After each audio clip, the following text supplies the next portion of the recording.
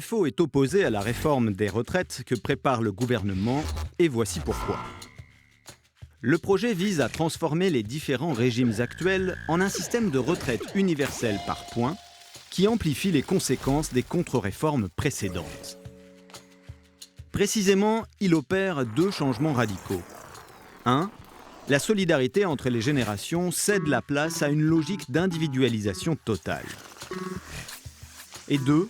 Les régimes spéciaux qui prennent en compte les spécificités de certaines professions sont remis en cause. Soulevons le capot de ce système par points.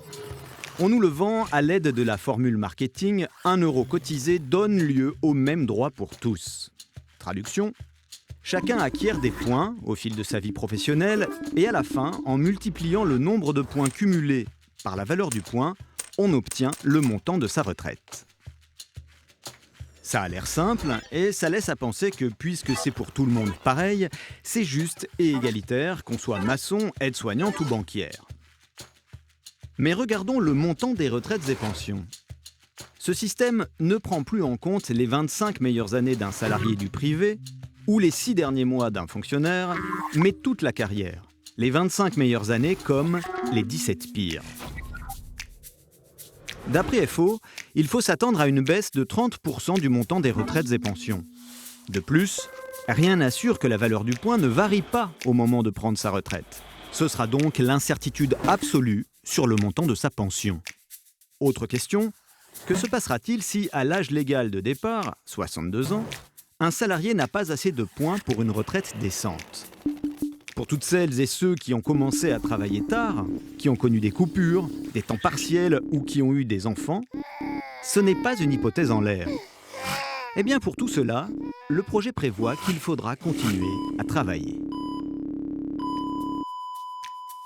Plus de 50% des salariés du privé ne sont plus en activité au moment de prendre leur retraite parce qu'ils sont au chômage ou en invalidité par exemple. Pour eux, il n'y aura pas d'autre choix que de partir avec une retraite dégradée, soumise à une décote qui amputera leur niveau de vie. Quant à la prise en compte de la pénibilité du travail, qui se traduit concrètement pour certains par des années de vie en bonne santé en moins, c'est le brouillard complet. Derrière la formule marketing se cache donc une forte baisse du montant des retraites.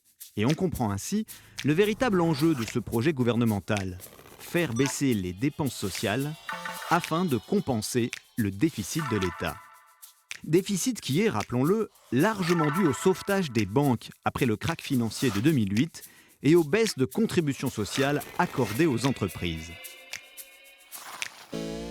FO défend un autre choix de société. Une retraite, ce n'est pas une dépense. C'est le droit à un salaire différé acquis au cours d'une vie de travail. FO appelle d'autres politiques économiques qui tournent le dos à l'austérité. Revaloriser les salaires, créer de l'emploi, c'est mécaniquement rééquilibrer les régimes d'assurance sociale, dont les retraites. C'est donc au nom de cet autre choix de société que FO s'oppose au projet du gouvernement.